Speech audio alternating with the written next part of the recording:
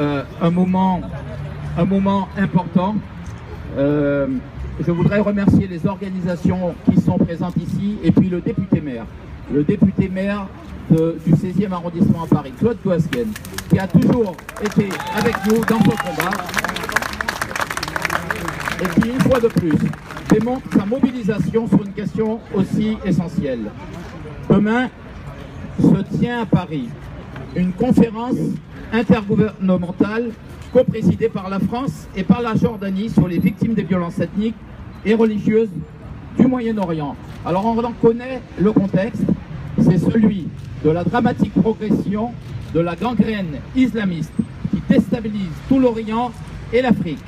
C'est celui des centaines de milliers de réfugiés qui fuient la guerre, la misère et qui déferlent sur l'Europe. C'est aussi celui des persécutions contre les minorités, et notamment les yézidis et les chrétiens, qui signent pour ces dernières la fin de leur présence, 2 fois millénaire en Orient.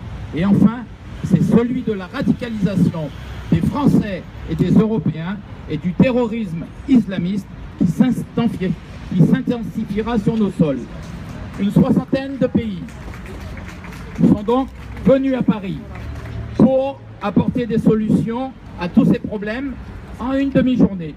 Et la Turquie, eh bien la Turquie, elle aussi, sera présente demain à la conférence de Paris. Est-ce que la communauté internationale va en profiter pour lui demander des comptes pour son double jeu? Absolument pas.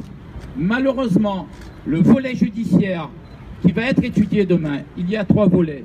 Ce volet judiciaire qui prévoit de mettre fin à l'impunité des personnes ayant commis des crimes contre les populations ne parle pas des États complices et ne parle pas de mettre fin à leur impunité. C'est absolument inacceptable. Voilà pourquoi nous sommes là ce soir, ici.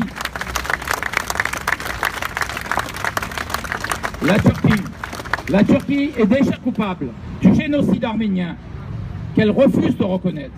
Et un siècle plus tard, la Turquie est de nouveau complice du génocide des chrétiens d'Orient, des yézidis et des minorités, en permettant le trafic d'hommes, d'armes et de pétrole sur son sol au bénéfice des organisations terroristes qui sévissent maintenant sur notre sol. Et nous avons tous en mémoire les photos publiées par le quotidien turc Cumhuriyet en mai 2015 qui prouvent la livraison d'armes aux terroristes syriens début 2014. Et donc la pseudo-participation décidée cet été sous pression internationale, la pseudo-participation de la Turquie dans la guerre menée contre les mouvements extrémistes n'est qu'un leurre. Les bombardements turcs visent surtout nos alliés kurdes, nos alliés qui combattent réellement les mouvements terroristes en Irak et en Syrie. Les Turcs affaiblissent les amis de l'Occident, et il faut le dire.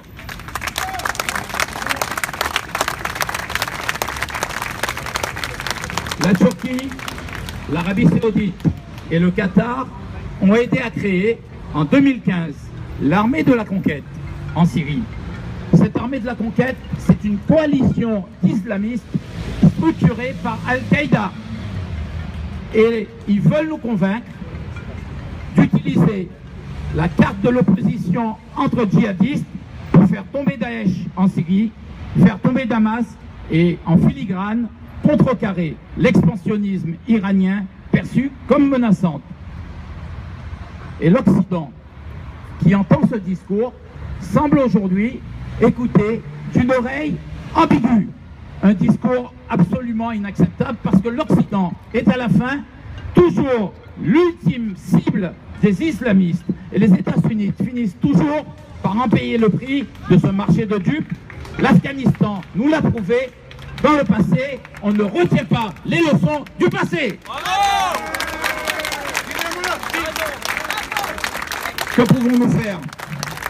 La Turquie bénéficie de l'aide financière européenne dans le cadre de sa préadhésion à l'Union européenne.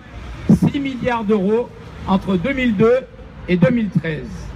La France, et nous demandons à notre pays de peser sur l'Union européenne afin de suspendre tous les financements accordés à la Turquie tant qu'elle n'aura pas clarifié sa position en donnant la preuve de son engagement total contre les extrémistes.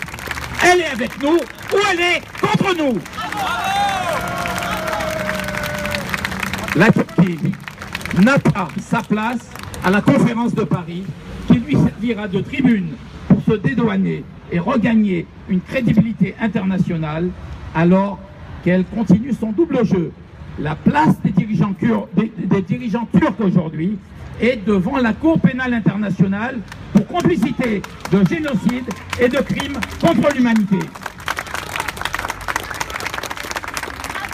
Cette conférence, je veux en dire quelques mots demain. Elle oublie l'essentiel. Elle oublie qu'il faut gagner la guerre et que cette guerre devrait être une priorité. Et la décision annoncée par le président de la République de participer au bombardement en Syrie est symbolique. On l'a entendu ce matin, la France va rejoindre une coalition qui bombarde déjà en Syrie. Et on sait très bien que les 2/3 des avions reviennent sans avoir lâché les bombes, faute d'avoir des fixeurs qui dirigent les bombardements. Et en Irak, on a bien vu que ces bombardements ont échoué à faire reculer Daesh. Le président de la République a aussi décidé de ne pas engager de troupes au sol. Je vous le dis et je le prédis. Il fera marche arrière parce que nous n'avons pas le choix. La France doit avoir aujourd'hui le courage de reconnaître que cette stratégie de grébouille est une impasse politique et militaire qui nous entraîne vers le chaos. Nous devons nous ressaisir, revoir nos priorités afin de détruire au plus vite les fabriques de terroristes qui déstabilisent l'Orient, menacent l'Afrique, poussent des vagues de réfugiés vers l'Europe et qui endoctrinent par milliers des Français et des Occidentaux en nous exposant à des actions terroristes sur notre sol. Et dans cet objectif, nous devons monter une large coalition internationale, une coalition à laquelle devraient adhérer des pays réticents ou spectateurs, capables de se projeter militairement sur le sol, au sol, en Irak, en Syrie, en Libye, et de nouer des alliances conjoncturelles, même contre nature, dans ce seul but. Pendant la Deuxième Guerre mondiale, nous avons su nous allier à Staline pour battre Hitler, et ensuite après, nous nous sommes occupés d'Hitler. Il faut choisir notre priorité. Notre priorité doit être de détruire ce nœud terroriste qui déstabilise le monde et la paix du monde.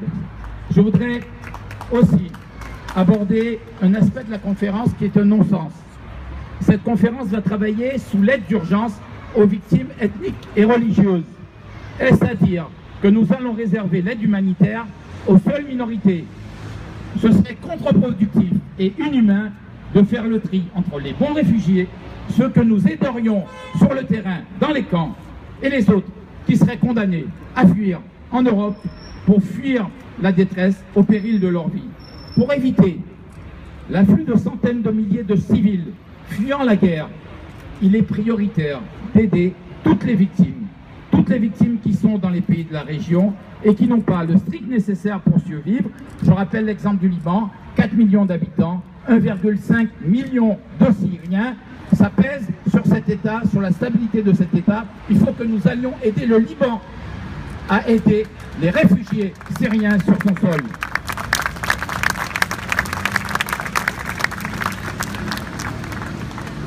Il y a une vraie médiatisation aujourd'hui sur l'accueil des réfugiés. Et c'est vrai que c'est une nécessité morale d'accueillir des réfugiés qui sont sur notre sol. Mais en médiatisant comme on fait un appel d'air qui incitera les réfugiés, les populations civiles, à quitter les camps de Liban, de Turquie, les déplacés de Syrie et d'Irak, et à mettre leur vie en péril pour rejoindre l'Europe. La vérité, c'est que la priorité est que nous devons maintenir les populations dans la zone, parce que les populations éduquées et formées constituent une fuite dramatique des cerveaux qui vident les pays de leur élite, les appauvrissent et empêcheront toute reconstruction et tout développement économique une fois la paix revenue. Et s'agissant de cette aide d'urgence, nous demandons la création, nous l'avons demandé à Laurent Fabius, il nous a donné son accord, nous demandons la création d'un fonds d'aide pour la reconstruction, cette fois-ci destinée effectivement à ceux qui n'ont rien, qui ne sont pas aidés par des puissances étrangères. Je cite les yézidis, je cite aussi les chrétiens, pour les aider à reconstruire les maisons, les écoles, les hôpitaux, mais aussi les églises, parce que c'est dans les églises que la solidarité en Orient se fait.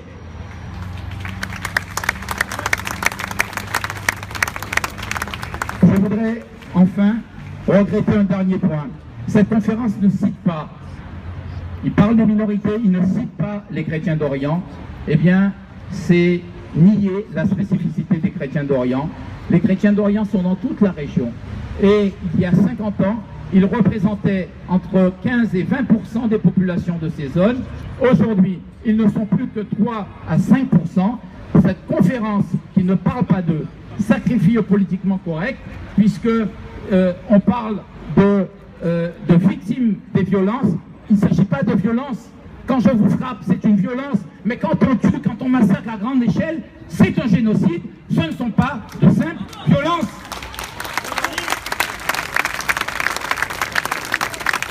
Les chrétiens comme les yézidis sont pris pour cible parce qu'ils sont en raison de leur religion.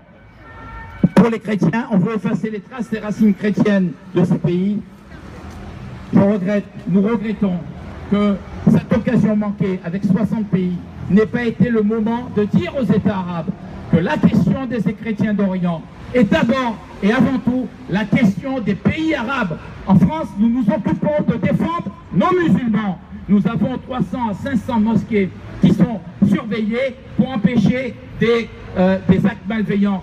C'est donc en Orient aux Arabes à protéger leurs chrétiens et à faire en sorte qu'ils ne disparaissent pas. C'est leur intérêt. Je vous remercie. Avant de céder la parole à Claude Boaskiene et aux présidents de différentes organisations, nous allons symboliquement marquer notre peur que les chrétiens d'Orient ne disparaissent définitivement d'Orient en prenant un cercueil, en faisant un tour. Nous demanderons à quelques personnalités de jeter un peu de sable sur ce cercueil symboliquement pour marquer notre refus que leur présence soit enterrée en Orient. Et après la conférence, après les interventions des uns et des autres, ceux qui voudront le faire pourront le faire. Donc là, je vous remercie. Nous allons prendre un cercueil et après cette cérémonie, vous allez pouvoir vous exprimer.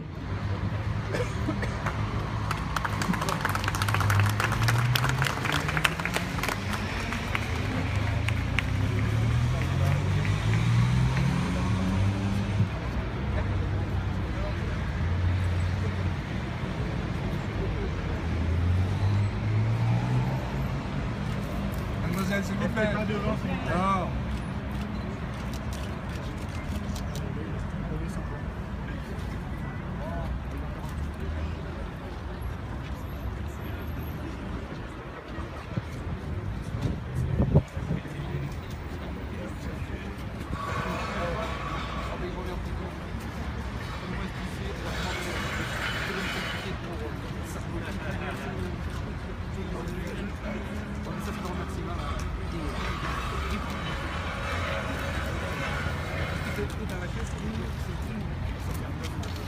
Mais où? Là.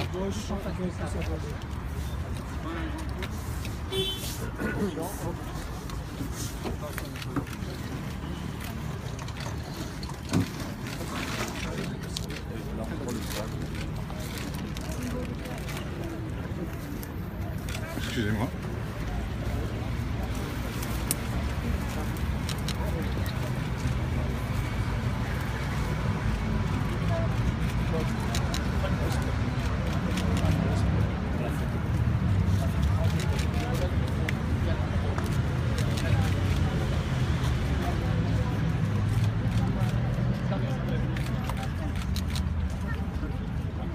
Je voudrais avant de céder la parole à Claude Boaskiene, je voudrais qu'on observe une minute de silence pour toutes les victimes en Orient et en Occident des menées de ces mouvements islamistes, et notamment aussi pour les victimes qui sont des chrétiens d'Orient, les yézidis et les autres minorités.